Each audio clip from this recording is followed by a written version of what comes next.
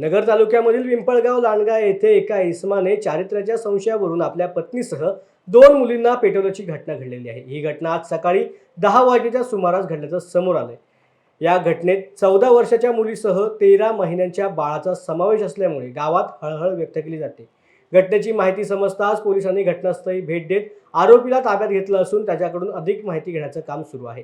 नगर तालुका police सदर घटनेचा अधिक तपास करत आहेत।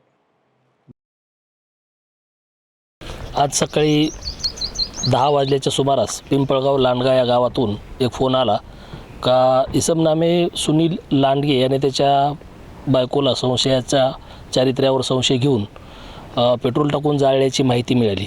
तात्काळ आम्ही घटनास्थळी आलो असता बघितलं का घरात आग लागलेली होती।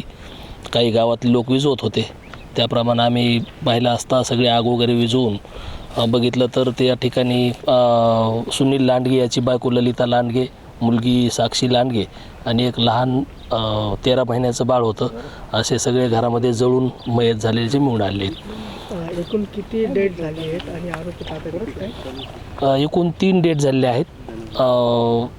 त्या आरोपीची बायको, मोठी मुलगी 14 वर्षाची आणि एक 13 महिन्याची मुलगी, असे 3 डेथ झालेले आहेत आणि आरोपी ताब्यात आहे। फिर्याद घेऊन गुन्हा दाखल करत आहोत। पुढील तपास चालू आहे।